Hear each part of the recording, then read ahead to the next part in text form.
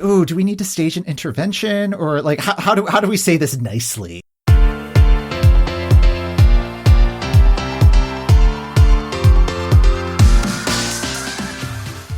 Hello and welcome to the EuroWhat, episode 304, dropping on July 7th, 2026. We are a pair of Americans trying to make sense of the Eurovision Song Contest. I'm Mike McComb, and I'm here with my co-host, Ben Smith. Hey, Ben. Hey, Mike. In this episode, we'll be revisiting our coverage of the American Song Contest. If you've joined our show in the last couple of years, you may have missed back in 2022 when NBC tried this experiment of bringing the Eurovision format over and creating the American Song Contest, where the 50 states, Washington, D.C., and a handful of territories tried to do the Eurovision Melfest thing to mixed results. I mean, I feel like mixed results is like rosy.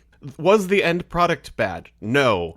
Was the show itself a boondoggle of sorts? Yes. Yeah, I think boondoggle is a good way to describe this. Because it was an 8-week program. There was 5 weeks of qualifying heats, 2 weeks of semifinals, a final. Pretty standard format for any of the national finals that we follow on the main show. And yeah, we were so optimistic when it got started. It's like, oh wow, they've got the production values. Snoop Dogg and Kelly Clarkson are the hosts. They had a great rapport. It was like, oh wow, they're really knocking this out of the park. And then the ratings came in after week 1, and it was you, me, a handful of people in Europe watching it, and hopefully the family of the people who are competing in it. Even then, those numbers seem small. No, those numbers seem small, and just like structurally, the program. Which, like, listening back to this, just like, I keep calling the program capital T, capital P at all times. I don't know why. But the concept of doing this with America is not a bad one, especially if you have Christer Bjorkman running the show. He's done a bunch of Melfest. He's done a bunch of Eurovisions. He knows how to make a lot of moving parts fit together. And yet, I'm not sure I would have the confidence to book this for 8 weeks. Putting it into further context, like, we were still kind of exiting peak COVID at this point. TV production was still kind of relying on, hey, you've got 8 weeks of live programming? Great, because we've got nothing scripted. This is happening during, like, if I'm remembering correctly, this was happening during the summer, just like sort of, was this summer? No, spring? it was spring. It was in the lead up to Eurovision 2022 with zero connection to Eurovision 2022. Oh man, that's worse. Because, like, I was, like, rosily remembering this as happening in, like, deep summer. Like, this is the time we used to, just stick Shields and Yarnell on for 8 weeks. Mm-hmm. Just, your various Pink Ladies and Jeff. This was screaming to be, like, 2-week event series, tops. We don't get into that aspect of it so much in the episodes that we're bringing you today, but what we've done is we're kind of combining our full series of that. So in this episode, it's going to be our coverage of the first 4 heats, an abridged version of it. You can find the full versions on our Patreon. And then for our next episode, which will drop in a couple of weeks, we'll cover the back half. And I think if you want to have extra fun with this one, just kind of map our mental journey as we're progressing. Just if you want to, if you want to at home as like a fun summer activity, just sort of take out a piece of paper and just sort of graph where our mental state is over the course of these 4 episodes and certainly the last 4 episodes. Yeah. It is a treat. And the songs are still available on Spotify, all but one of them. You can also see the show on the show's YouTube channel. The grand final is still available for everybody, as far as I can tell. The rest of the series is geo-blocked, but I mean, if you're a Eurovision fan following the show, you know how to get around those geo-blocks. You know how to have your laptop take like a fun little trip to Ibiza. Yeah. So, hope you enjoy this portion of the program. I think that sums it up. So. Yes. All right, so here is the start of our coverage of the American Song Contest.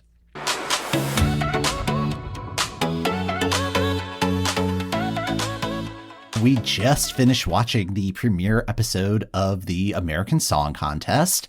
Yes, and I cannot stress, we just finished watching. These thoughts are going to be hot and fresh out of the oven. Yeah, I think my immediate takeaway was I was very pleasantly surprised by just about all of it. Yes, I had prepared myself for it to just be a shadow of either Melfest or Eurovision, and it was its own whole thing, and it was great. Yeah, like really it feels like it's more inspired by Eurovision than being like the Jackie Jomp weird cousin of Eurovision. Like the rollout of this has been a lot better than I was expecting. Like I know we were coming into this like as soon as it was announced that it was happening, just being like, oh no, why can't we have nice things? Well, and just sort of I'll believe it when I see it, and just sort of scheduling it on the calendar, not believing that March 31st is a real date, and like here it is, and it is real, it is here, and it was good. Admittedly, if I were producing this show for the first time, I would want to stack the week one deck with a really good lineup. So I'm very interested to see by the time we get to week 5 if we're really scraping the bottom of the barrel. Yeah, I think I'm confident in what they've shown so far. Like I can't imagine that there's going to be that much of a quality drop off. Like I feel like this was showing what the standard of the show is going to be. This did not disappoint. There were like little things that did make me giggle here and there, though. Just like the quick eluding over of states and territories, and also Washington, D.C. is here. The overall setup of this was there were 11 songs that competed this week, and a jury of 56 people representing each of the competing states, territories, and DCs voted on one of those songs to advance to the semifinals. That was Rhode Island's entry, Held On Too Long by Houston. I thought I could save us, but I was wrong. I guess we held on too long. It's now up for audience vote for 3 more slots in the semifinals. So Snoop Dogg and Kelly Clarkson are the hosts for this, and I think they are delightful. They're great. Like both of them, you had noted as we were sort of tweeting along with the show that Snoop Dogg is absolutely in his Meryl Streep phase of just like signing up for things. He seemed to be having a ball, which was like, I didn't think he would be like reluctant to do this. Like, cause like, why would you sign up for something like this if you didn't want to do it? But yeah, like he was just totally letting loose. I wish I had that attitude towards everything in life, you know? Yeah. And like, he was like in his nicest sweats. Like he looked very comfortable. I liked his look a lot. Kelly was having fun, and like especially by like midway through the show, I don't know like if she had like one too many glasses of wine, but I was just real here for just like the chaos of her hosting live television. Yeah, well, she did have a large drink with an umbrella during Puerto Rico's number, so like if that's a strong enough drink, or if she ordered a second one, I think that would do the trick. That is the right energy to have in the room, is just people who are very excited. And supportive. Like they were puffing up every song afterwards, which is a little weird because you definitely don't get that at Eurovision, because it's all about like, oh, we have to be neutral for all of the participants. And they're just like, isn't that song great? That could be a Grammy-winning #1 hit. And it's very big American energy of just, we're all just very excited to be here. We just want everybody to have a good time. Yeah, NBC released a clip of them rehearsing the scripts. The two of them were just like goofing off and like just bouncing off of each other. And like Snoop Dogg was just cursing a blue streak, which was delightful. And just like, ooh, I hope that happens tonight. It didn't. But it could happen at any moment. The television is live. I would say mostly live. Yeah, mostly live. Yeah, that was like one of the questions I had, is like how much of these performances is actually live? Both in terms of like what we were seeing on screen and also in terms of the vocals. There was some vocal processing that was happening on some of the songs, which I guess is fine. Like, I don't object to that too much, but there were a couple of performances where like it like not just me, but other people on Twitter were just like, are they lip syncing or are they really that There good? is a lot of playback happening on a few of these, which again, this doesn't need to be Eurovision, but like I feel like I'm just so used to the rigid rules that everybody has to play by of like a fixed number of people on stage. Mm-hmm. Like the main vocals needing to be live, where seeing where they're kind of bending that for America has been interesting. Like, I was also surprised to see that the song length is capped at 2:45 instead of 3 minutes. So it's like, oh, wow, these are like legitimately shorter songs. I'm not sure how big of a difference that 15 seconds is going to make a lot of the time. Well, especially because like at this year's Eurovision, we have a bunch of songs that are all around like 2:45. Yeah. So I don't know. And maybe that is just a trend in pop music right now. It's like, okay, it just needs to be shorter and more TikTokable. Shorter, more streamable, so we can listen to it more times and we can stick the exact 15 seconds on top of a TikTok. There we go. Yeah. Because like New Boot Goofin, like that is designed in a lab to just be blasting out of a tinny phone speaker.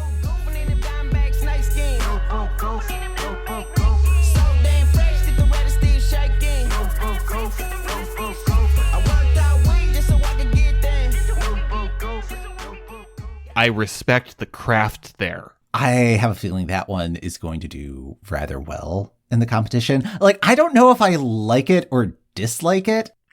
It's the one that has the most unique title out of all of the songs from this week. So that's what I've been doing my searches on Spotify. Just like, okay, is the album ready yet? And I was shocked to see just how many songs are called New Boot Goofin. I'm wondering if part of that is just, oh, this is the title of a song that people are searching for, so I'm going to upload something to Spotify by that title. That would have to be a very quick turnaround, and one of the artists was Weezer. So, it's, like if they're playing the long game, bravo. But Weezer has secretly recorded songs with all of the titles of this year's competition. I'm so excited to hear what they've done with Love in My City. Yeah. I was kind of sad that we got inspirational movie song Michael Bolton and not Lonely Island cohort Michael Bolton, but it's okay. His whole presence was very strange, I thought. Yes. Like, his whole postcard was centered on the theme of pizza in Connecticut, which... okay. And then just wandering the city. If you did ask me, Ben, what do you know about Connecticut? I would tell you that Mystic Pizza is a movie set in Connecticut featuring Julia Roberts. Also, the American Crossword Puzzle Tournament is there. So I have been to Stamford many times. End of list. The postcards were interesting. Like they were kind of reinforcing some stereotypes. But also smashing through others. But it seemed like the consensus was the food stuff was horrifying to a lot of people. Like the way that people get horrified in like the eating challenges on Survivor, where it's like, what is this cheese concoction? Why would you do that? I did appreciate Arkansas trying to pass off just normal queso as like, no, it's cheese dip. Yeah. Like, okay, but like I have made Velveeta and Rotel together. Yeah. That's just queso. Yeah. It's an Arkansas delicacy. How dare you? In fairness, that was a bold move, putting cheese dip in the same episode as Wisconsin, America's Dairyland. We have no clue like how much advance notice the artists have that they're going to be facing one another. Yeah, but it seems like everybody was getting along and like there weren't any like long-standing rivalries, although none of these states really seem like I guess Minnesota and Wisconsin and maybe... You have Minnesota, Iowa, and Wisconsin in the same episode. Yeah, and Indiana. Yeah, I guess I would have expected a little bit more trash talk now that I think about it. I really hope Michigan and Ohio are not in the same heat because that's just will get messy. As someone who grew up in one and spent quite a lot of time in the other, it's just it's tiresome. So as somebody who grew up in Minnesota and then spent 4 years in Indiana, it was great to spend some time with that state again. Indiana, the state that tried to make pi 3.2. Look up the pi bill; it's very fascinating. But also. Indiana, a land of contrast, and they also have a fantastic engineering school where we do normal math. The staging on all of these was very good. Like, it felt very much like Melfest staging, that everything felt very polished. On the other hand, there's a certain scrappiness to Eurovision staging that I like, where you can see the countries that don't necessarily have the money to throw at things, so they have to get creative. Right. You don't get the sense of the stagehands having only 90 seconds to switch from one act to another because there's a commercial break in between every single one of these songs. Welcome to America. We have so many commercials. Yeah, but none of them are the pharmaceuticals that are going to freak people out with the side effects. I was really disappointed by that. I was very disappointed about that. Do better, NBC. Yeah, come on. Come on, Farsiga. Show the full range of what happens on American television. Mm-hmm, yeah. But yeah, and like the sponsorships are kind of big deal. Like they've got M&Ms, they have T-Mobile, and T-Mobile debuted this ad with Dolly Parton and Miley Cyrus, and it's like, oh, okay, they're going all in on this. So that is a vote of confidence. Throwing money at this. Yeah, please tune in. I did like the branded M&M's corner they would occasionally cut to. I'm definitely sticking with this, not just because we were doing this show, but yeah, like I think if I were watching it, like just as a viewer, I would probably stick around with this, at least for another week, just to see how things go. Nothing truly objectionable has happened yet. And yeah, if that is the bar that needs to be cleared, it has succeeded. So yeah, like there were like a few little things at the end of the show. Like I saw the wind up coming for the important message song from Rhode Island. I don't know. I was kind of bored with that one. And like the second that he said Chris Stapleton and Adele, I was like, oh no.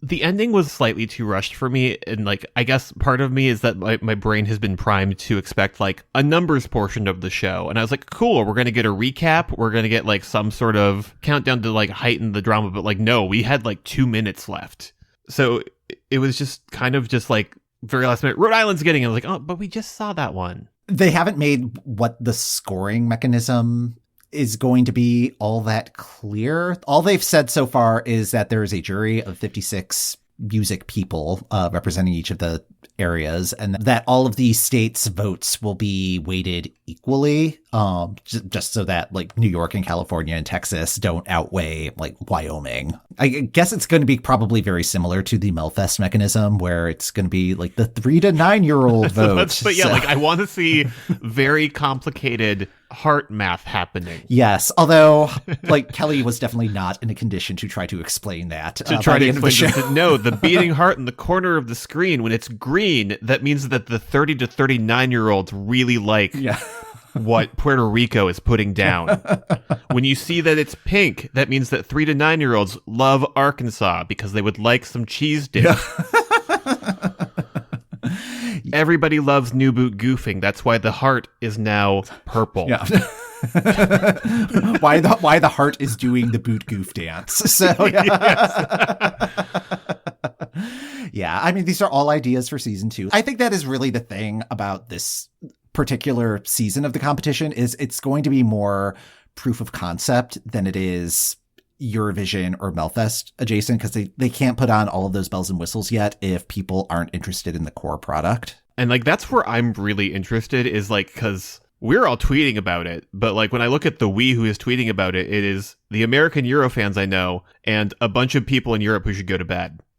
Where it's just like, please just watch this when Sweden pulls it together, because then you don't have to watch like terrifying ads for Latisse. I did really appreciate the diversity of music we had tonight, because like there was sort of a lot of hype made of the fact that like K-pop from Oklahoma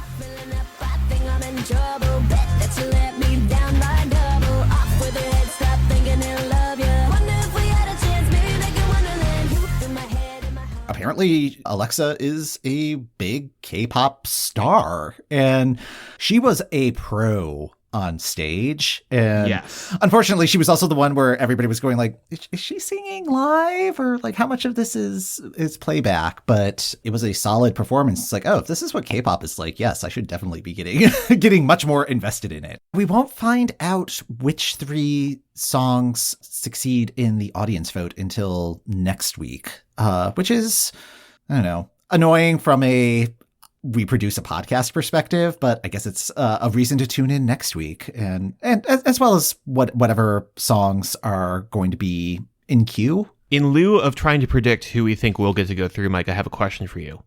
Which of these songs do you think Kelly Clarkson would be most likely to cover as part of her daytime talk show? Oh, my heart is saying Wonder.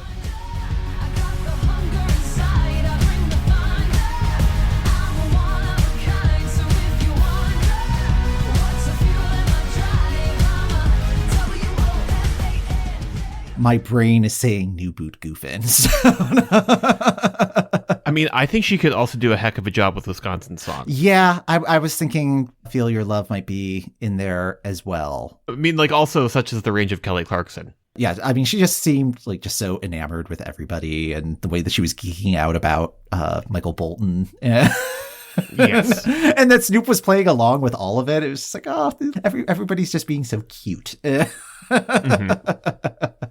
Yeah, which songs do you think would get the karaoke treatment? Wisconsin, I think, would be fun. I think she could have fun with Yam House. I agree with you on I could see her doing Wonder. Yeah. Like, that feels like very much like in her wheelhouse, both vocally and in sort of the type of song that she likes. I do really want to see the Kelly version of New Boot Goofin now. Yeah.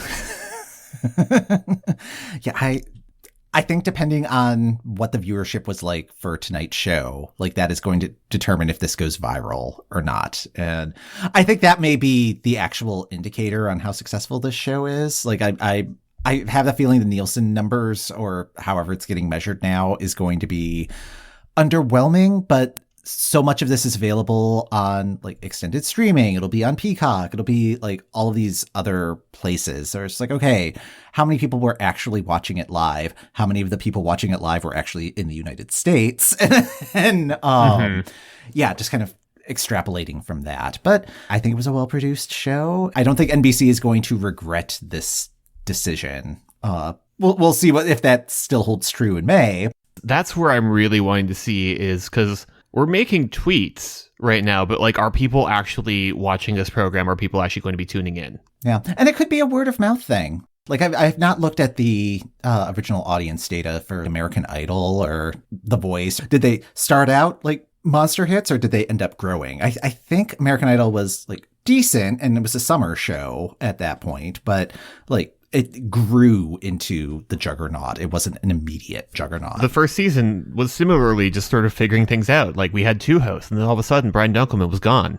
Oh, the joys of American media.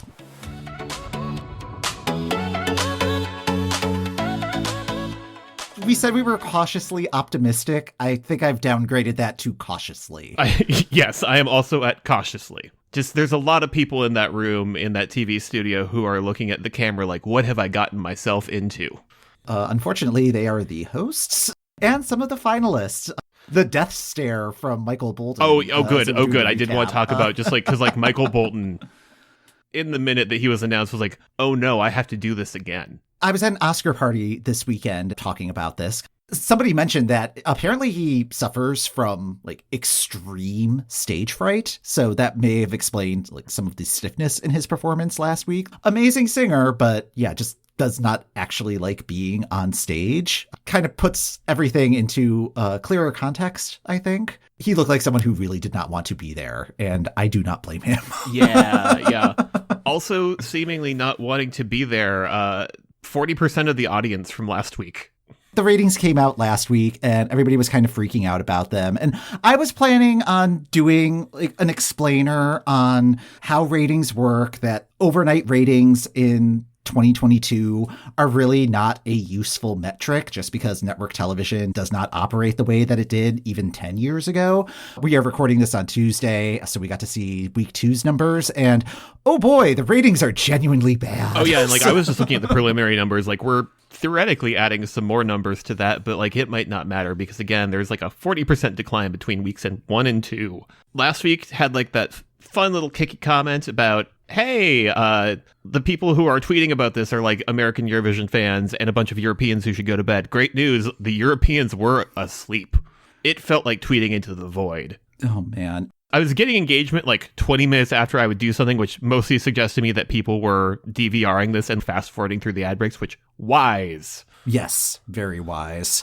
I feel like the main question we had last week was, are people going to engage with this program? And so far, the results seem to be a resounding no. The account on Twitter, ESC Charts, which is doing data deep dives on like Spotify, YouTube, all of that stuff. It's really handy for data nerds like us.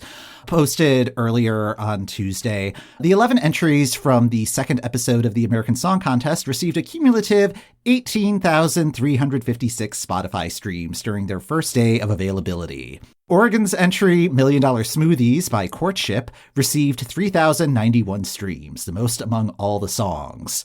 Yikes. That one was first in the running order. So if you're pulling up a playlist from the show, that means that you're listening to the first song because it's the first one in the list and then saying, I'm good. Like, the YouTube aspect of it isn't going great either. Even during the show, they were talking about like how everybody on TikTok is doing stuff with New Boot Goofin. And they showed 2 videos, and one was like a dog wearing those weird boot things. And then one was like a kid running around. And it wasn't even clear that it was to that music. I think it could have just been videos they found and put that song on top of it. We were talking about how American Idol had to find its footing its first season. American Idol is in like its 15th season, and the format is slightly different than it was before. And it's still just eating the American Song Contest lunch. Yeah, well, that's assuming that ASC had lunch in the first place. I'm trying to be nice, Mike. I know. When I was preparing to do that whole ratings explainer, I did go back to look up what American Idol's first season ratings were. Number 1, it did grow into being a juggernaut. It wasn't a juggernaut from the get-go. I mean, it was still doing okay, but there was room to grow, and it did. But episode 1 was like auditions, as it usually is with American Idol. Episode 2 was Hollywood Week. They had 1 episode of auditions. It's like, wow, were we ever so young? Oh my gosh. Yeah.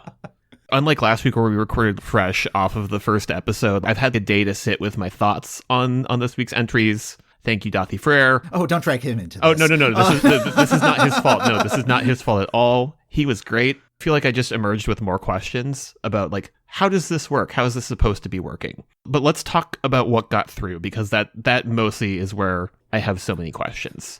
I finally got the recap I had asked for, like, right at the top of the show. Mm-hmm. Which was good. It was nice to be reminded of what happened last week. Rhode Island made it through from the jury, as we discussed last week. And then we got rankings from the jury. In terms of the rankings, Oklahoma, Arkansas, and Puerto Rico were 2nd through 4th with the jury. And then proceeding towards 11th place, we had Connecticut, Mississippi, Minnesota, Iowa, Wisconsin, Wyoming, and Indiana. So New Boot Goofin, not a jury favorite. The part where I was confused, I had been thinking that the other 3 acts were going to be just like pure, I guess, quote unquote, televote since it's online voting. And I'm thinking that it was actually sort of doing the Eurovision thing of half jury, half televote. I had the same thought that you had, where it was going to be pure audience vote, just revealed in random order or whatever. But no, the jury gets to double dip in the selection, so neat. Oklahoma made it through, which, not surprised. I expected that one to make it through. Yep. Then Connecticut made it through. I was like, okay, sure. It's Michael Bolton. Everybody loves Michael Bolton, or at least knows who Michael Bolton is. So that's a familiar name. And then Puerto Rico, those were 2nd, 4th, and 5th. So no big surprises, but it's still just like kind of a hinky process. And we're not seeing numbers. Yeah. Like we are seeing a ranking. So those are technically numbers. Admittedly, America is not ready to have someone sit down and go, okay, we're going to do 12 points, and then we're going to do 10 points, and then we're going to do 8 points. Like, we're not ready for that, and that's fine, but like just like some level of quantification. Yeah. Which did feel like they were sort of presuming I was going to ask about that. We're like, great, we're going to show voting updates from various states during the program. And I was just like, who is this for? There's a reason why they don't report on exit polls until the polls close during election coverage. Yeah. And yeah, it just seemed kind of rude to the contestants, particularly the ones who were not receiving the votes. It's just like, oh, guys, what are you doing? And like, I mean, that reminded me of back like during the Lithuanian marathon days where they would show like the live voting totals as the performances were going on. And you could see acts that had not even performed yet were getting more votes than the act that was currently performing. And it's just like, oh, this is so awful for everybody. Let's talk about this week's contestants. We had Oregon, Montana, New York, Nebraska, the U.S. Virgin Islands as our, hey, it's a territory, Kentucky, North Dakota, Kansas, Virginia, Maine, and closing things out was Ohio. Woo! Go Ohio. So those were some songs. Yep. Well, that was a great episode. And moving up, no.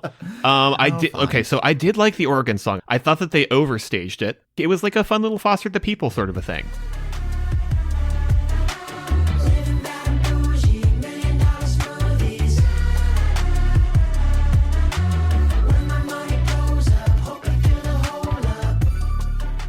I hated this so much. I also had like a hunch that you were going to hate that one. Oh man, they were so annoying from the word go, and then like what was with the Nickelodeon slime aesthetic? Oh no, I loved the aesthetic, although we did not need like the dancing smoothie cups. See, I thought you would have liked that part because it reminded me of the dancing fruit number from Melfest a few years back that you seem to be a really big fan of. Fair. Yeah. And then thank you, Montana, for just sending like every song from Modern Country Radio at once. Just can we make it blander? That one had so much playback, or at least it seemed like it did. Oh, it didn't seem like that to me, but I was watching it on delay, so I have no idea what sort of audio adjustments may have happened. Yeah, no, you lucked out. Although, like, excellent use of pyro in a song with Fire It Up as the name. Mm-hmm. Yes. All of the Albanian pop girlies are just killing it, and including New York. Like, New York, that felt good. That one was also playback heavy, but, like, that felt reasonably staged, and, like, there were some good vocals when you could hear them. Yeah, my note for this one was they should have kept this in the original Albanian. But yes, they should have. Like, it really did feel like a revamp for Eurovision. It did. So. Yeah, let's say it felt very Festival-y Kangas. I did like that the Virgin Islands brought a different flavor of Latin pop than we got last week. The way it was staged felt very the Grammys salute to Celia Cruz for no reason whatsoever. I had been thinking that during that. This is like the one Grammys Latin performance we get every year. But, I mean, he sang it well, and I liked his outfit. I thought he was styled very well. My main note for when Kentucky happened is I'm like, well, this one's the jury favorite.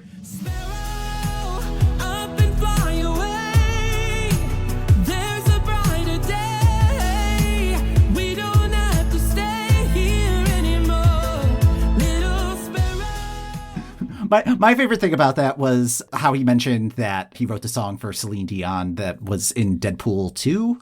And then on the screen, they're just like, Celine Dion won Eurovision. It's like, okay, that is specifically for the two people who are this is doing for this me podcast right now watching this program. No one else in America cares.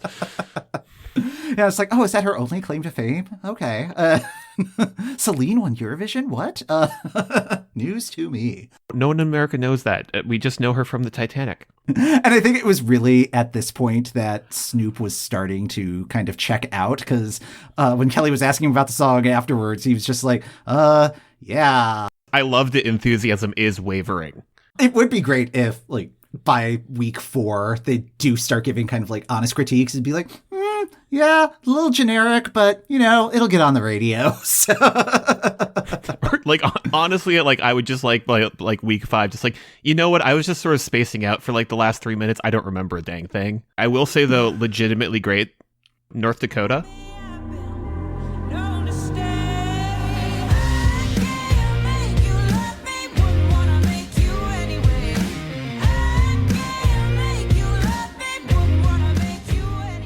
North Dakota is the best Dakota of the two. Go on. oh, gladly.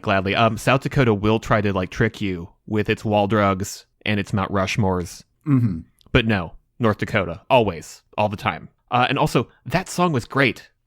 That one felt the most true to the concept of this show as a Eurovision cousin. I didn't mind the story bit in the postcard. I thought it was great that we're getting Native American representation on the program. Yes. And also, she had like the best gift for the hosts. Those are great blankets. I will be legitimately mad if this one does not make it through. I feel like that like this one is going to score high with the jury, which means that whatever number of votes these things are actually getting behind the scenes will probably also be for this one. If we're being honest with ourselves, we could probably swing it in North Dakota's direction. I mean, okay, so like last week when I was enthusiastic about the program, I gave votes to a variety of things. Oh, really? Yeah. Oh, yeah. No, I logged in, and I think I gave votes to like 5 or 6 of the entries in varying amounts. This week, when the program was over, I logged into the NBC website, I gave it my data, and then I gave 10 points to this and then closed the tab. There you go. That is how you do it. Or I'm just like, this needs to go through. Even my notes are dwindling by like the end of the program. It's like North Dakota is just like a high point. Kansas had a lot of staging, but the song was like weirdly a remix of itself too. Yeah, I get that. I don't know. I kind of stopped paying attention when he started going off about Kansas barbecue because, man, I don't get it. Like, it's just like, it's fine. It's fine. I have had other barbecue from other parts of our nation. Virginia, I was like, this is just the Paul Ray Missing Piece staging, but the song is like good R&B. Mm-hmm. Maine, we already had like the Rhode Island country song, so apologies to Maine. Oh, man. Have you listened to any of the tracks on Spotify? I have not. That song, the studio version is 5 minutes. So just imagine that song doing the exact same thing for twice as long. No, 245, sir. 245 is enough. I was excited for Macy Gray, and she does still have like great vocal quality, but that performance was a mess. I don't know if the big name acts just aren't invited to rehearsals or what was going on with that one. And I don't think it was just her. Like, everything about that performance was just all over the place. Like, the camera didn't seem to know where to go. And like, there was just too much stuff. There were a lot of elements, and I kind of got the vibe they were going for, but like, it needed rehearsal. Everything was so spread out, but not in like a social distancing way, just in a we need to fill up the stage ?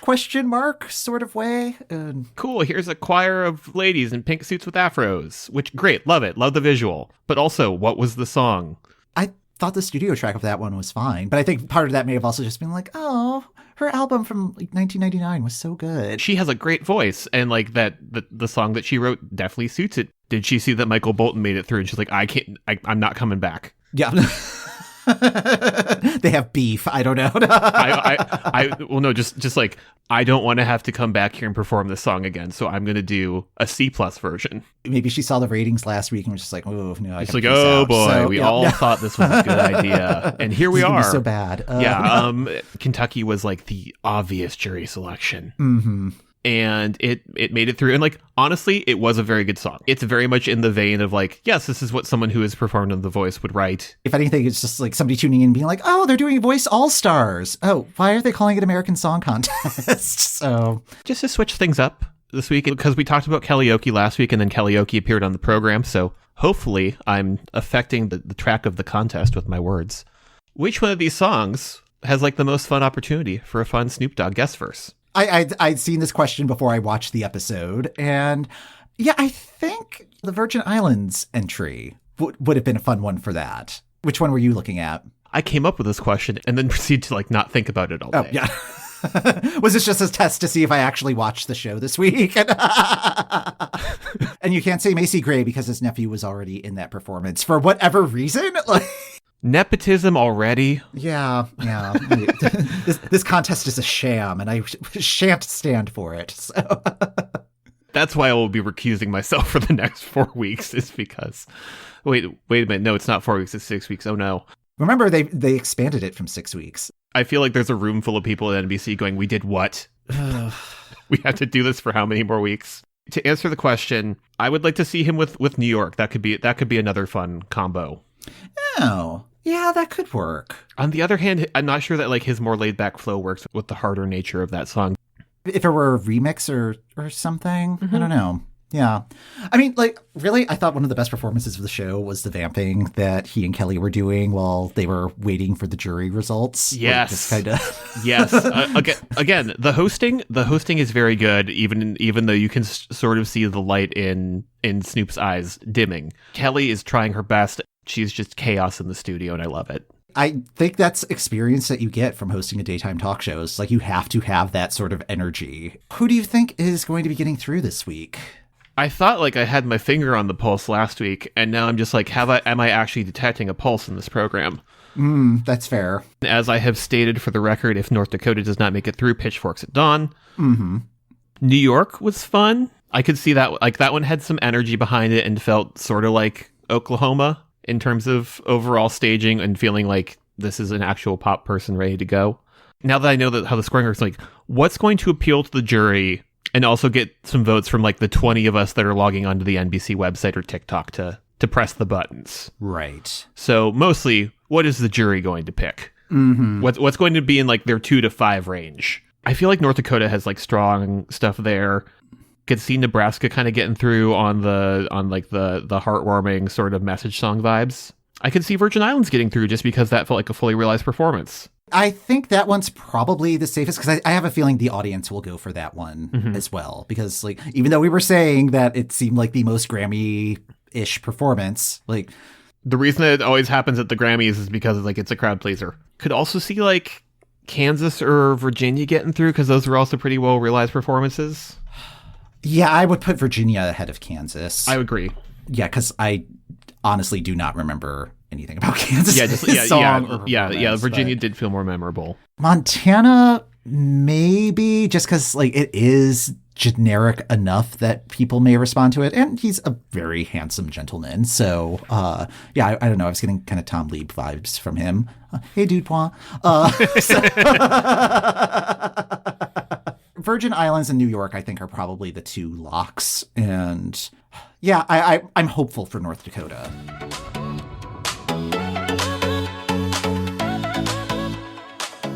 I can't tell anymore if the program was better this week than last week, or if the bar is just so low now that I was just pleasantly surprised. It's weird watching this the night after the Grammys, where it's just going to invite so many unfair comparisons. I was sitting here this morning thinking about, okay, how are we going to intro the show? And going, well, we went from music's biggest night to music's smallest night. Mm-hmm. But also, the performances were very large and very Grammy style.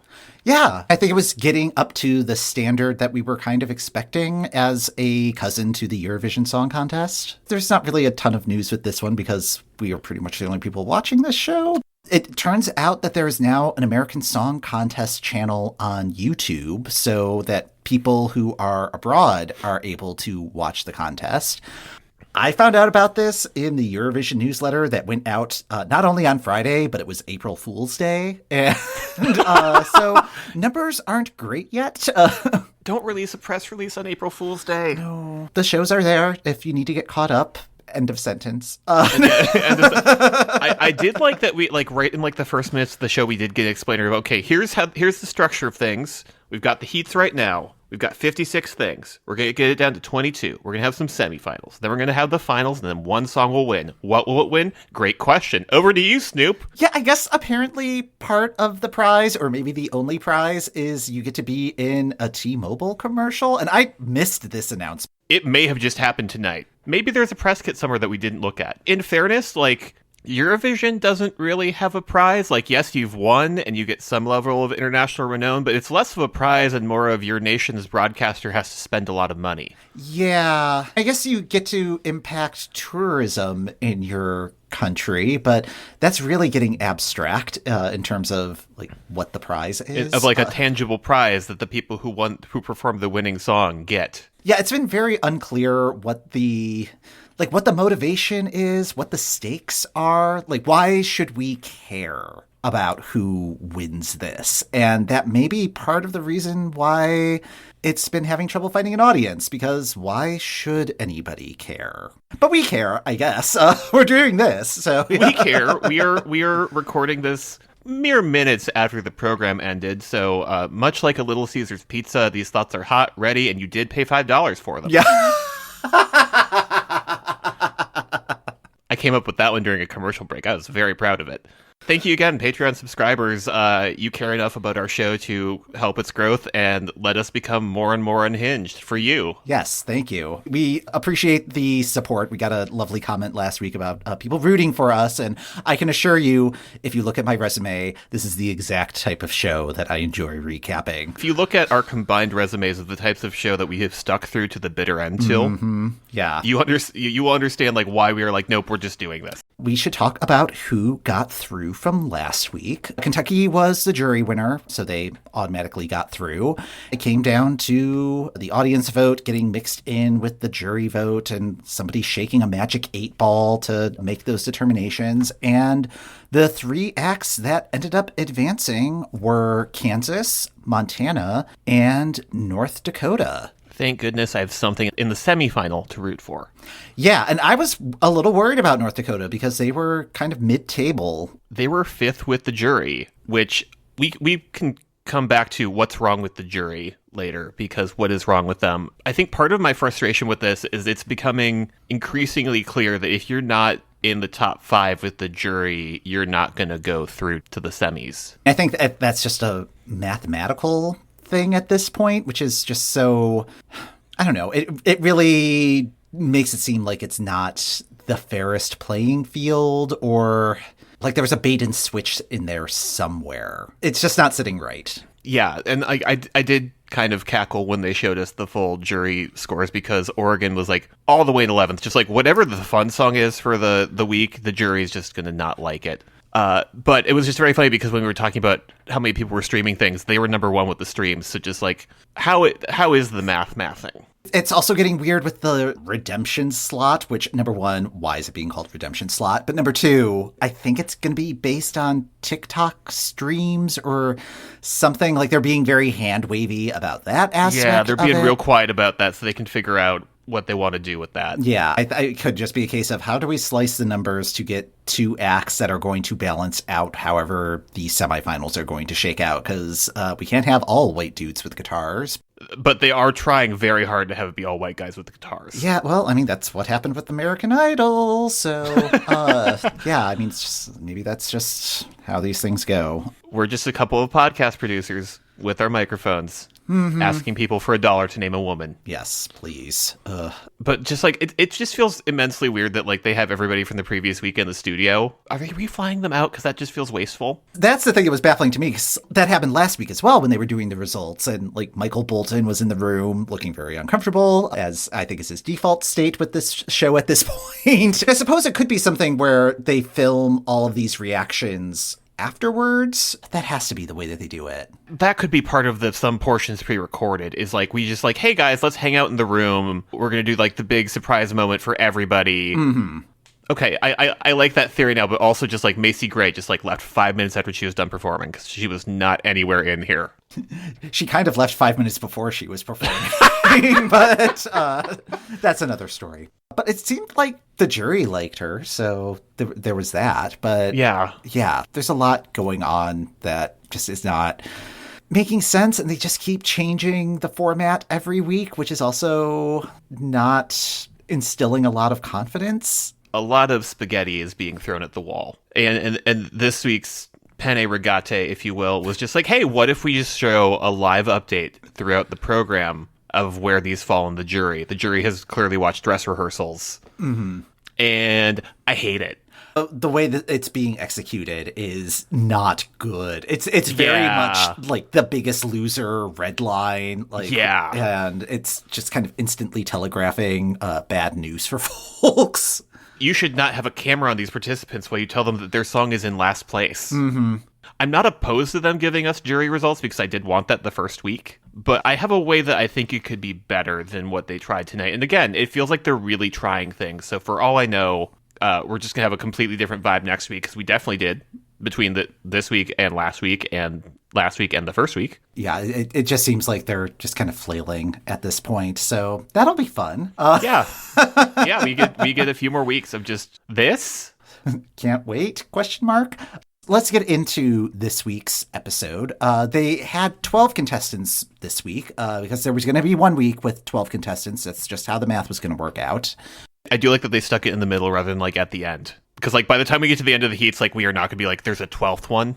Right. Yeah. And I think people were responding positively, at least at the beginning, because they're just like, what? Back-to-back performances without commercials? And it's like, oh, no, it's just because they have to fit one more in. Like, don't expect this to be, like, status quo. We're not completely getting rid of the commercials. Like, we're getting 2 right at the top because we have 12 of these to do. The first performance that came up was Texas. This may be my favorite thing that has ever happened on a music competition show, where Grant Noki, he was a member of Kids Bop, which is just like, of course that crossover is going to happen now in this venue. Yep, it's time. I found a description. I wish I remember where it was, but it lists his resume, but in just these very terse sentences. He left Kids Bop in 2016. His voice became low and deep in 2014. Which is why he was asked to leave Kids Bop in 2016. He appeared on an episode of Brat TV's Chicken Girls as Jules. I have no idea what that sentence means. Okay, great news. I do, because I read an article last week just being like, what is Brat TV? And I was like, what is Brat TV? And it turns out It's what influencers do when they want to do that transitional step of going Hollywood, but they're not sure how. Wow. Wait, so this just came up like out of the blue? How did you happen upon this article? I follow a bunch of culture writers, and one of them posted the link to this piece from Vox. Okay. Oh man, yeah, I will definitely include it in the show notes because it's kind of wild. Yeah, it's great. It's wild.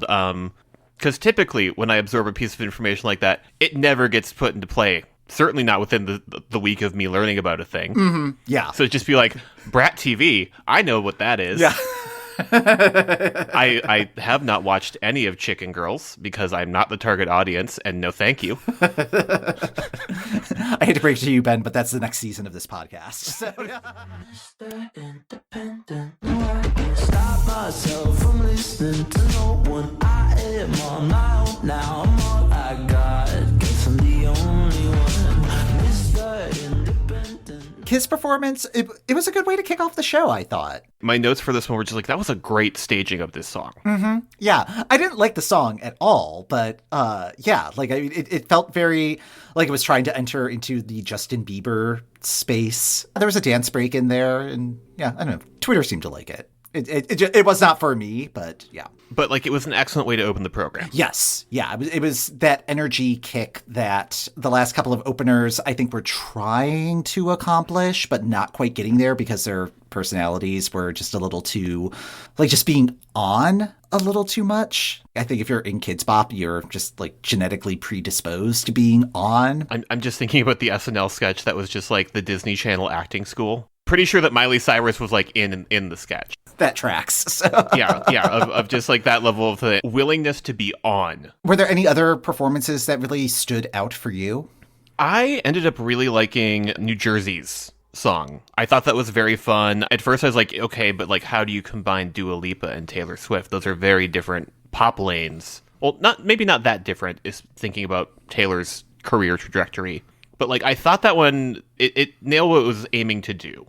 I agree with that. Yeah, that is one of the things that's kind of annoying me about all of the contestant intros is they're all comparing themselves to other wildly successful artists. It reminded me of a screenwriting class that I took where everybody was trying to pitch their movie as, oh, it's this movie meets this movie. And it's like, no. What is your idea? Don't try to mix the two things, throwing them in a blender. What is your story? You're not getting that with these contestants. Like, so many of them are just like trying to draw comparisons. And it's like, well, if you draw that comparison, you need to show up for it. Otherwise, it's really going to look bad. Most of my notes for New Jersey are just the word wig, but not in like the internet slang version of like wig.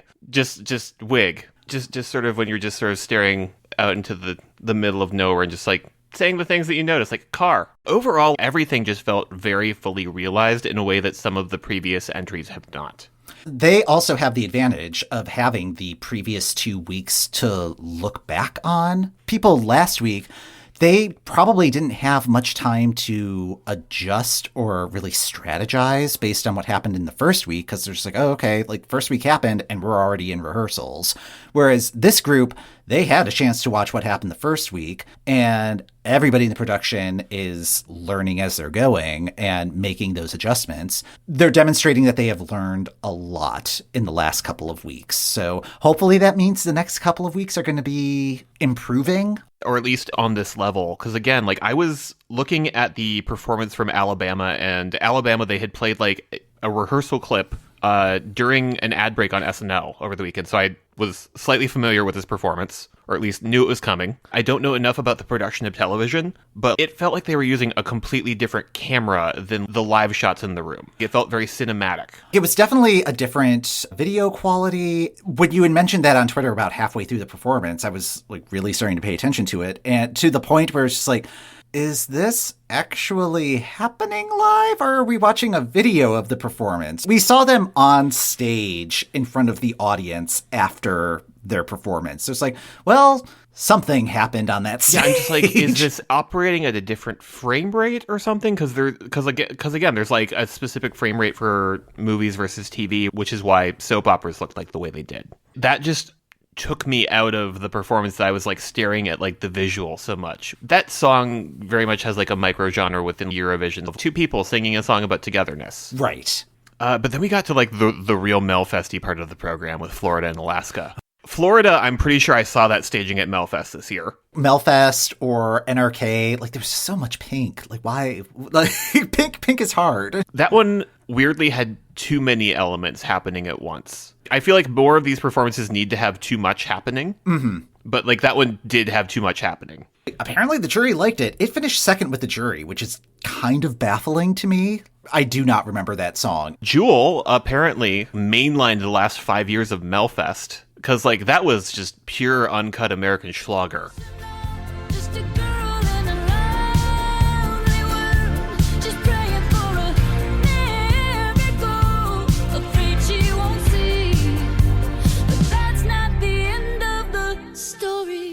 I was kind of stupefied at what was happening. Yes. Like I actually looked up to see, did Thomas Gison have any impact on this? Did Anna Bergendahl... the horse girl energy from this Yes. year's Melfest rather than like her previous efforts, which I think were more in line with what I think I would have expected from Jewel. Like, Yes, that was not what I expected from Jewel, but just horse girl energy. And just like the middle of the song, thank you everybody, this song is for everybody who's this. yeah. Which, fun fact, I have antenna TV because a couple years ago I was like, I don't need cable, I can cut the cord. It's not windy out, it's not rainy out, but my local NBC affiliate is trying to stop itself mid-program because there were a couple times, like on ad breaks, it was cutting out where I'm like, am I going to have to figure out how to watch this? I might have just been like, well, Mike, I can only talk about the first half of the program, which admittedly was kind of a high point. That would have been a great time to go out on because like right after that we had South Carolina and Alaska was like the rudest of the score breaks. Yeah, but like South Carolina was surprising in that the song that we got was so completely different than what we were being sold on in the contestant intro package. Like, I was not expecting David Guetta meets Neo meets When Love Takes Over, which is kind of a shame because it's like, oh, that is kind of my lane. But number one, it is not 2011 anymore. Number two, Yes. like that was just not his vibe at all. Like, No. I think I was expecting something a little bit less super pop. That was what we got. I didn't disagree with the bottom of the scoreboard placement. I just didn't need a camera on his face while we were like, you're in the last position. I feel like I need to go back and listen to it, just be like, okay, let me just listen to this as a song outside of the context of how it was being packaged. I think it was perfectly serviceable, and I think he performed it well. It's just like, it was not what was advertised. And I don't know how that happened. Like, yeah, like it truly is baffling. I did feel very vindicated that last week I said that North Dakota is the best Dakota, and I would stand by that. Yeah, that was the one that I called VH1 Core, because like it just felt very... I did college radio, and like we would get a bunch of stuff from like Midwestern kind of pop bands that weren't necessarily national, and this felt very much in line with that of like, okay, you guys are the biggest thing in Sioux City, and that's fine. But just like the energy felt weirdly low, especially coming after the 1, 2, 3 of Florida, Alaska, and South Carolina. This was a very rough patch. Like if this were Eurovision and there was the allocation draw and it's like, oh, well, this is the song that we ended up with and we just happened to be in this semifinal. Like that makes sense. But I mean, all of these assignments are determined by the producers. So I'm not sure how this particular chunk of the lineup is what came together. I mean, it could be like a combination of things with like scheduling and this, that, and the other, but this was a very bizarre set. It's like somebody did not listen to the playlist all the way through to be like, oh, wait, no, this lineup doesn't actually work. Yeah, because again, the first half of the show, great lineup, a lot of big energy one after the other, and then the second half of the program is just real weird. Yeah. I mean, I guess part of it is, you know, that only 4 of these are definitely getting through, and then there may be a wild card in the mix based on however the redemption, wild card, what have you, functions. But that means that 7 or 8 of these are just kind of there and need to be plugged in somewhere. I liked the styling and the staging for Delaware. I really liked Delaware, and I'm really annoyed that it finished 7th with the jury. That one felt like an actual, like, again, fulfilling the thesis of this being a Eurovision cousin. Like, there was way too much going on. The costume was a lot. Like I just kept on looking at it. It's like, oh, there's a lot going on here. There's a lot going on here. There's a lot going on here. Why aren't all of the entries doing what this entry is doing? I love this. The styling of Nitro Nitro's outfit was like very LaBelle, and I mean, I have that like in my brain just because the most recent episode of Hit Parade has Patti LaBelle and LaBelle as one of the artists it's following over the course of the 70s and 80s. But like it was sort of that and Janelle Monáe, but then also because it's a train and the staging, like the background is also just like a glam rock Hades town, which I'm also very here for. It was a fully realized performance, which I have really appreciated. I also noticed that there was a Pepsi Nitro ad immediately following that. So it's like, okay, I'm hoping that that's them trying to give her a little bit of a push. I think Delaware should get through, but just given its placement, I'm worried. It's going to take a lot of online votes to get it, to push it over the edge. The last act to go came from Colorado. It was Riker Lynch, who has a rather interesting resume. He was on Glee. He was one of the Dalton Warblers. Was that Darren Chris's That was thing? the boys' school. Right, okay. Singing group. Yeah. Which I think appeared in the first season, or at least enough that, like, I watched Glee for, like, a season and a half and then just, like, tapped out, and that feels wise in hindsight because that show has not aged well. No, it did not age well, like, in episode 3. That was when I bailed, but... I knew him from being on Dancing with the Stars. And he's also second cousin, or like he has some relation with Derek and Julianne Hough. The second I saw that in our show notes, I was like, is he Mormon? Or I mean, technically the Huffs are no longer Mormon, but still there's an energy and a vibe. If you're watching a performer, you're going, why does this feel like the Osmonds? I was trying to put my finger on it. It's the Osmonds, but they were kind of doing like cultural appropriation of like the city in Zootopia. Well, the two things that came to mind for me were the Osmonds and then the band Neon Trees, who are also Mormon. Really? Okay. Yes, I believe the lead singer is also ex-Mormon. So just like there's a vibe. If something is generally uplifting, but you can't figure out what feels wrong, it's Mormonism. Well, it could either be that or the Swedes, because this song had a lot of Swedish songwriter influence. So that's something I've been paying attention to on the Wikipedia page for this, where it's like, okay, how many of these songs are actually written by the people performing them? Tennessee, Tyler Braden, his song, like, it's all him.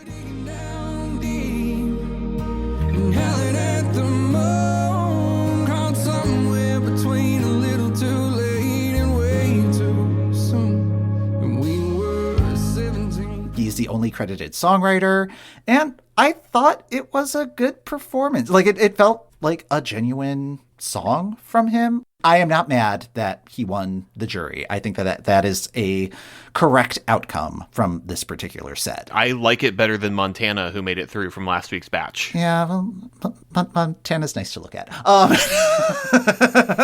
I understand there are multiple factors in the voting. Twitter seemed to be popping a lot more. I'm just assuming now that just like everybody last week was at the Dathi Frere show with you, I felt like I was tweeting into the void last week. And like this week we had engagement. People were present. We were watching the thing.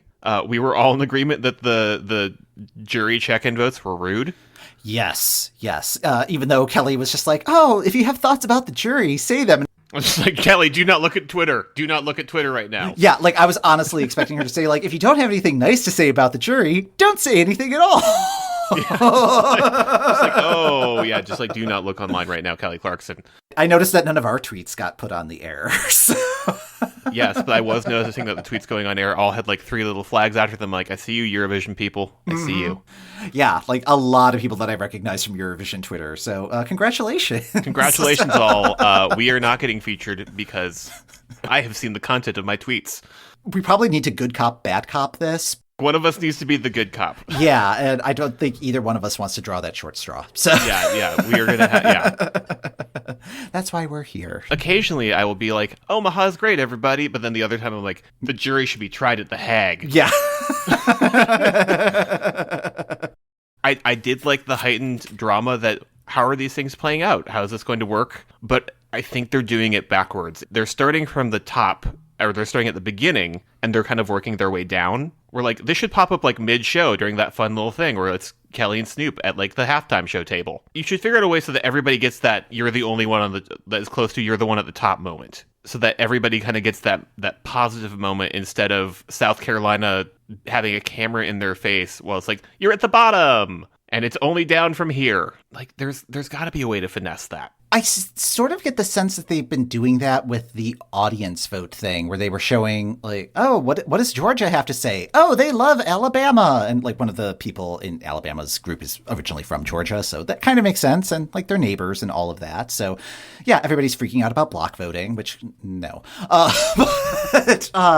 Yeah, like, I mean, it's just like if they can find some way to be like, oh, hey, you're like number one or like near the top in this category or something. But yeah, I mean, I guess that will get difficult if there's just a song that, like, no matter how you slice it, they're not going to be up there. But Yeah. Like, I think even what I propose, like, doesn't solve the problem, but it feels better. Well, also, it's just kind of weird with the jury results because since they haven't explicitly said that the jury is basing their votes off of like dress rehearsal footage or something that has like happened previously, it's presenting the sense that the jury is being like super fickle or like it's just creating this sort of like meta narrative that may not be reality. Mm-hmm. Which admittedly, we don't know like how the Eurovision jury is voting, but for here it just feels particularly weird because there's 56 people. And there's no obligation to show the results afterwards. With Eurovision, like you do get the full results.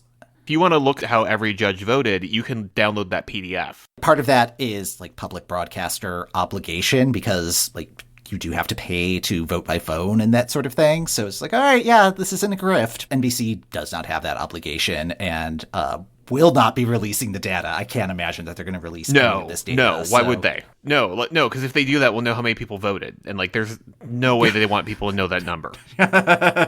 It'll be like the ESC 250 where we can reverse engineer, be like, oh, I was the only person who voted for this. Yeah, like it's just like I was the only person who gave 10 points to this. And if you didn't do that, Ben, you wouldn't have gotten North Dakota to go to the next round. So, I mean, if we're checking in on how I voted, I did not vote this week. Oh, okay. So, what do you think is getting through this week?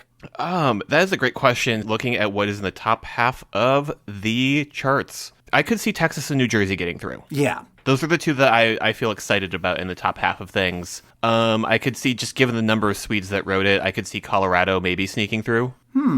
Interesting. I don't want it to. Right. Yeah, I think Texas will probably get through. Alabama, I think, has a chance. Yeah, Alabama has a chance. Because that was, like, even though it was a different film style, like, it was filmed very well. And that was the one that got the SNL boost. I'm gonna keep an eye on that for this week's SNL, see if something else gets that little nudge. Yeah, I would like Delaware to get through. I'm worried that since it's in 7th with the jury, that's not going to happen. Yeah. I'm going to be shocked if Florida gets through, but it's number 2 with the jury. It's number 2 with the jury, so if it gets enough, depending on how many points it has behind the scenes. I don't think there's going to be any huge surprises at this point, but who knows? I feel like the show is trying to prime us for anything could happen, but like we've been with this program 3 weeks. We know that like somewhere in the top 6, maybe the top 7 if everybody pools their 10 points and gives them all to Delaware. Let's close this out with a question, Mike. We've talked about karaoke. We've talked about Snoop Dogg adding his own verse to an entry. From the songs this week, which of them do you think would work as a Kids Bop cover? The problem is that I don't want a Kids Bop cover to work. Right. Like explicitly, I'm coming. Like I want to find the song that is going to be the most mangled by standards and practices at Kids Bop HQ. Okay, yeah, we can go with that. Just thinking fondly about what they did to Lizzo's "Truth Hurts." Yeah. Which of these songs is 100% that kid? And you can't be non-committal. Yeah, I know. I gotta pick one. I'm just like, which of these is the least appropriate to be covered by Kids Bop? Flirt. They're gonna like that's just gonna be like 3 minutes. It's gonna be John Cage's 4:33 by the time Kids Bop gets done with it. Yeah, I think I would go with South Carolina's entry. Like, I feel like that one lends itself best to being a Kids Bop cover. And I'm not going for the like tortured version that you're going for. I approach a Kids Bop cover with a very different criteria than you do. Yeah, like I think Like, I would like that song to have a second life or a second chance. And perhaps in the proper packaging, it will be more successful. And Kids Bop could be that proper packaging. Like, if we are going for, like, proper song, like, Jewel's entry did feel very Junior Eurovision. Mm-hmm. Yeah. And there's also just the voice changes that were happening. I couldn't figure out if that was my TV breaking up or just, like, is Jewel doing just, like, a completely different vocal tone in this section of the song? She was just bouncing back and forth from register to register, so I'm not optimistic that she will be advancing in the competition. And I feel kind of bad about that, because I think she is genuinely enthusiastic about this. Yeah, like, I really liked her intro package. I think she did just end up researching the wrong song contest. Somebody just sent her so many videotapes of Melfest.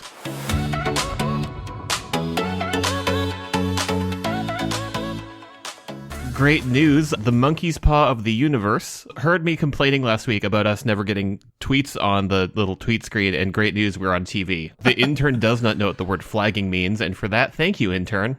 Oh my goodness. Yeah. Like, this happened during, it was during the halftime segment, right? Yeah, I saw all the tweets on there, and like I was doing 7 different things at once, because like we're tweeting and keeping notes of this, that, and the other. And I was like, oh, I should probably go back and look at that and just see like what all the tweets read. Fortunately, other people on Twitter did that for us and let us know. Thank you to the eagle eye viewers who were paying attention to that, because I was not. And then just when we had like multiple things pop up in my notifications column of TweetDeck, was like just like actively screaming.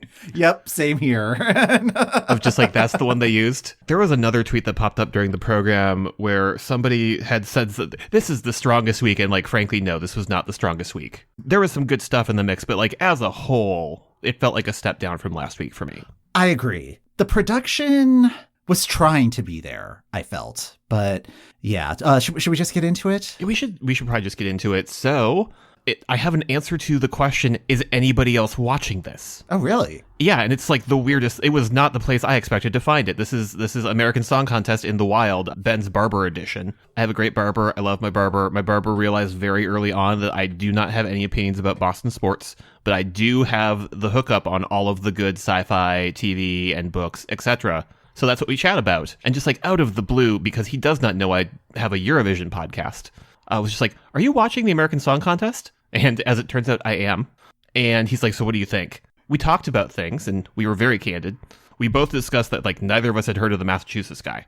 If my barber doesn't know who this is, and he's fairly well versed on Massachusetts' music scene, who is this guy? We'll get to that later. I have thoughts. It turns out he's a very big fan of Washington's entry, so when I next see him, I'm going to find out like what he thought about this, because I'm sure he had a pretty great night.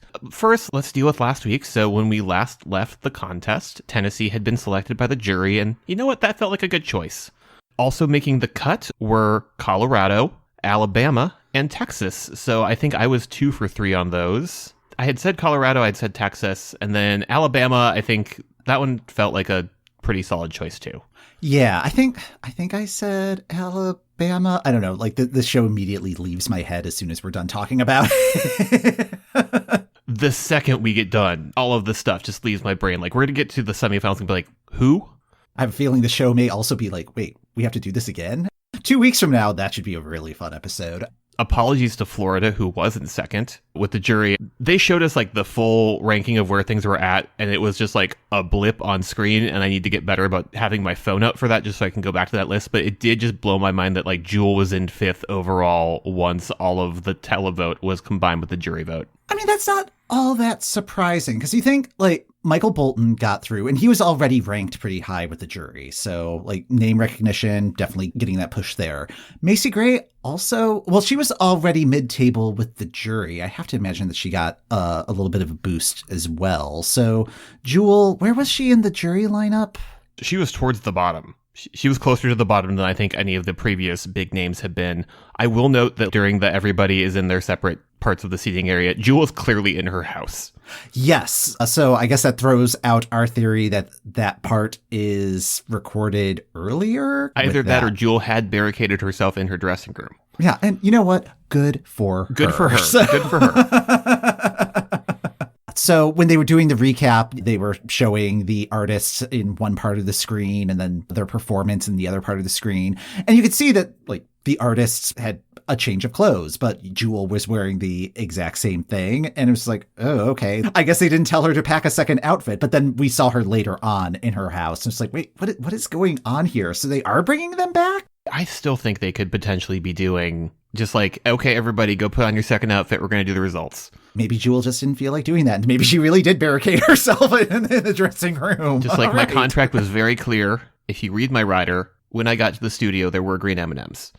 On to this week's contestants. We're back down to 11, which means there's a lot more filler and a lot more ads in this week's episode. Well, especially because like one of the ad breaks was like 60 seconds brought to you by Wells Fargo. The show does not need more show right now. I saw some people complaining about that on Twitter, and it was just like, well, what do you expect them to do if they're not in commercials? Vamping is not really working all that well.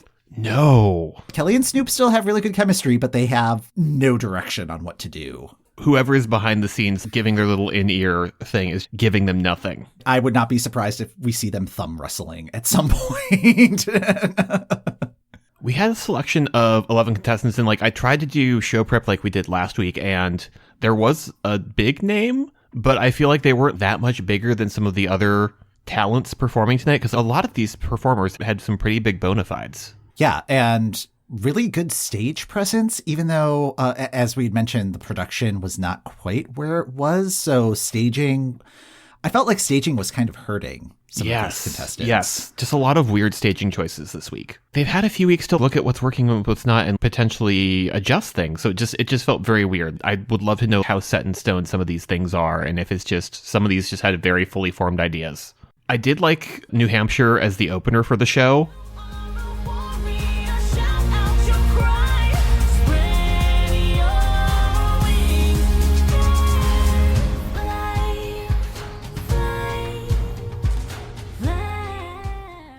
But somebody on Twitter said that Mari had big Malta energy, and I kind of agree with that. Mostly in the, I expect this to be followed by like 17 ads for the grocery store. Yeah, and Wells Fargo took that away from us. I think that's a good comparison. Just thinking about our conversation from this week's actual episode, like it also had big purposefully campy energy, like kind of self-aware campiness, which as you know, does not quite work for me. So like just something felt off about it. That was one of the ones where I was just confused by the graphics that were being used. I thought the drummers on stage, I thought that was a good choice. I think the use of the backing singers was a good choice.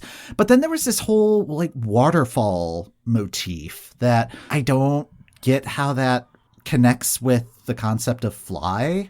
And then there was this red graphic. I don't know if they were supposed to be butterflies or what, but it made it look like the waterfalls were bleeding. And it was just like, what is going on here? New Hampshire had like big internal prejudice for me to overcome anyways, just because two of the weirdest roommates I've had in my time in Boston have both been New Hampshire people. Oh, really? Yeah. Yeah, my first roommate in college is someone that I refer to in stories as evil roommate. So he was also from New Hampshire. Okay. We both just have some baggage about New Hampshire that we're bringing to the table. It's kind of a weird state. I say this as someone who just gets all of their political ads because they're also just a very small state. It has some very beautiful areas, and I have some friends who are up in sort of the more northern part of it where it's just very beautiful, but they're also like right across the border from where Vermont is, which Vermont is also beautiful. And again, when I was trying to be nice tonight, I was like, Vermont and New Hampshire are very similar, but Vermont makes a V, New Hampshire makes an N. State facts. Wait, what? The shape of Vermont is kind of a V. The shape of New Hampshire is kind of an N. Huh. I don't think I've ever noticed that. All right. Well, that helps you remember which one's which. This is probably why my packet for Snoop's state facts got rejected. Yeah. Oh, that's so mean of them. So, but I agree that was a good opener to the show, although it kind of paled in comparison to Nevada, which was in the second slot with the Crystal Method and the song Watch Me Now. And yeah, they are... And now they're just a single person who was always part of the group, just continuing to work under that moniker. It was very nice to see that EDM, which kind of struggles at Eurovision, also kind of struggles at AmericaVision. In the intro package, just like, and we've got these two vocalists on it. We're like, well, why aren't we talking to them? Because I didn't feel like Mr. Crystal Method was particularly dynamic. No, like there was just this sort of... I don't know. huckster energy about it, which, I mean, he's like very big on Las Vegas and the Las Vegas persona, and I don't like Vegas. Like, it's just not for me, so. I also just do not have enough stuff to do in Vegas. The Geek Bowl was there a couple of years ago. We spent most of our time recording a podcast about Hattori.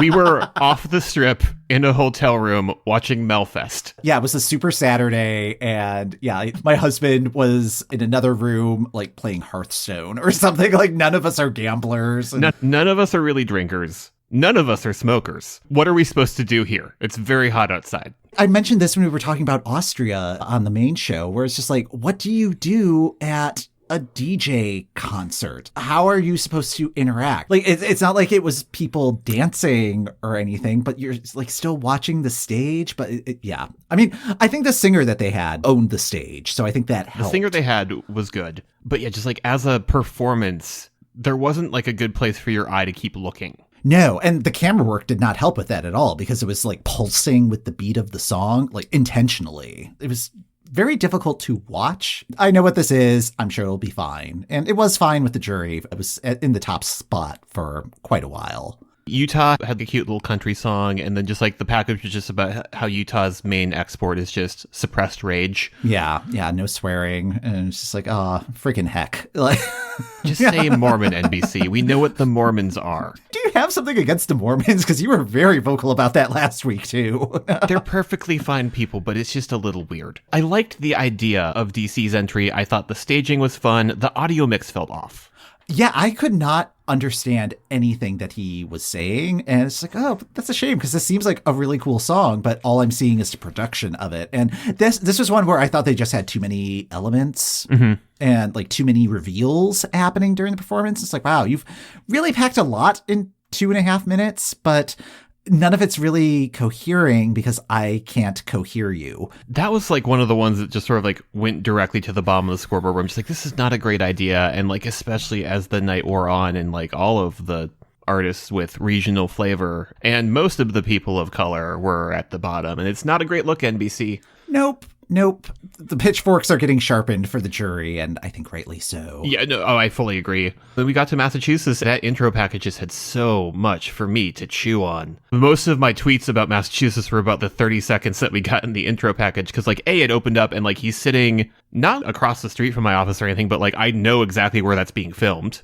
I could probably walk there within 15 minutes from my office. Describing Massachusetts and describing Boston as like, we're known for food. We're not known for our food. We're not known for our food. Please don't say that. Boston pizza is uniformly terrible. What is Boston pizza? Like, is that a specific type of pizza, or is it just that nobody knows how to make it's just pizza? The general quality of all Boston pizza, and that general quality is bad. There are places you can get good pizza, but they are few and far between. He was at Quincy Market. Quincy Market is for tourists. Why would you go to Quincy Market for the food? Do you want to be surrounded by 20,000 people who are trying to follow the Freedom Trail? No, thank you. I did get into a very good sidebar conversation during the show when I should have been watching the song being performed, just talking about the various Italian bakeries in the North End. So modern pastry over Mike's pastry, always.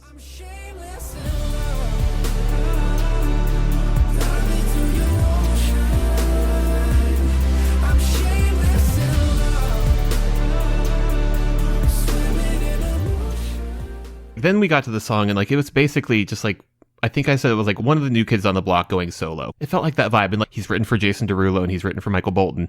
Heard of him. I think he sang the song well. It just isn't a song that I'm particularly interested in exploring. Like, it was very repetitive. It was real repetitive. Yeah, but it had a pop vibe. Mm-hmm. So, yeah, like it did not surprise me that took the top spot and was there for most of the show. It was fine. I'm glad that he didn't go through. By the end of the show, I was like, please no. I don't want to have to talk about this person. Yeah, he's probably going to get through, though. He's probably going to get through. Like, but I'm going to make my peace. Also checking in on like the audience vote throughout the show. And they kept on doing like the America vote, which is really only half the country. Everything west of the Mississippi is in like mountain time and Pacific time. So they haven't even watched the show yet. He was leading that vote in the times that they checked in. So it's like, all right, whatever. Also, America, why are you wasting your votes on the thing that's at the top of the jury slot?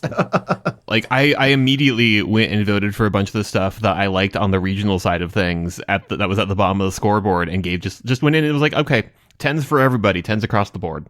It's really getting into one of the main issues with this show, where there's no real state buy-in. There was no way that they would be able to do that for the first season. I think they needed the first season to be successful, and then for season 2, you could have individual states starting to do their own selection shows and having it be a contest and having it be a little bit more homegrown and Eurovision-like. And have like a real sense of, yeah, we're rooting for our person.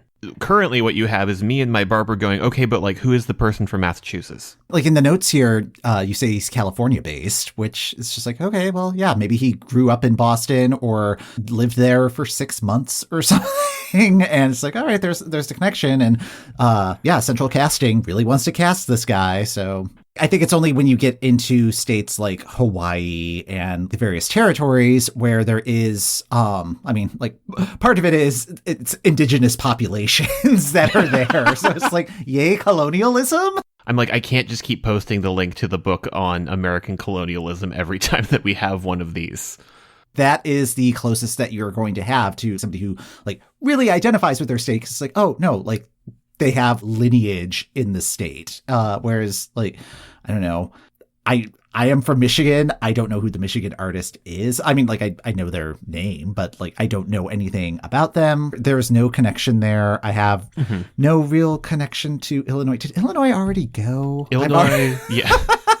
Like, this is bad that like, I can't remember. I don't think they have. I feel like we would have heard. On the other hand, I could be very wrong. Maybe next week is just going to be really, really crowded. Yeah, maybe. But when you have an artist that does have like an actual deep connection to their city, like Bree Steeves from Pennsylvania clearly has a deep connection to Philadelphia that blossomed from that intro package. And like, I really liked the whole vibe she was going for. I thought whoever was like, pulling the names of artists to stick on screen from that region did a great job of like priming me for like, this was going to happen, because like Jill Scott was a great pull there. When she started singing, I was immediately thinking of Jill Scott, because I wasn't paying attention to that part of the intro package, but it's like, oh yeah, I really need to listen to her album again.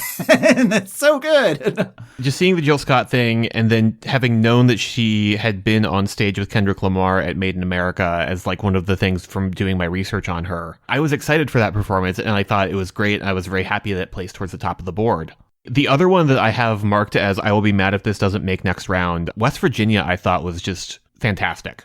Yeah, I thought that was a great performance, but I think that was another one that was kind of hampered by the production. Like the dancers kind of staged a coup or something like through it, because it was just like, okay, yeah, they're in the background, but then like towards the very end of the performance, they're like running around the front of the stage. It's like, why are the dancers becoming the focus here? Focus on the singer who's doing a really good job. I am also hopeful that she will get through. Yeah, and she finished the night in 5th, so it does feel like it's potentially in the cards. I had known from, again, chatting with my barber this week that like Washington State had kind of like a soul vibe, but like that was just so well produced, just musically, just in terms of the staging, that it kind of just blew everything that had happened earlier in the show away for me. As that song was playing, I'm like, I like this a lot, but also I don't love that this means that we have 2 white dudes on top of the scoreboard. Yeah, I've not really looked at what the overall semi-field is going to be in a couple of weeks, but I have a feeling part of that is because I'm going to be really disappointed if I pay attention to that. So. It's better if I don't right now. Yeah. But like, it does make me want to dig into, because I know that we have received the press release of like, here's who the 56 jurors are. Now that we are nearing the end of the heats, I do kind of want to suddenly go, oh, I should take a look at that list and see what that demographically looks like. Yeah. When I was looking through that list, I was just trying to see if there was anybody that I recognized and be like, oh, that person's a juror. And I think there were only like 2 or 3 people on the full list. And because it's a lot of radio station managers and other people in other parts of the industry that aren't necessarily public facing. There was a lot of really interesting regional stuff tonight. I thought Arizona was doing something very interesting and very different from everybody else.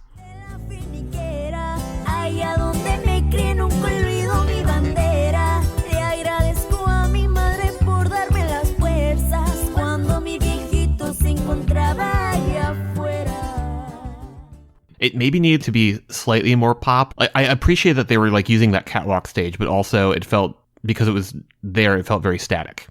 And I think it is a style of music that, if you're not familiar with the nuances of it, it can feel very samey. Like you would not be able to tell one song from another.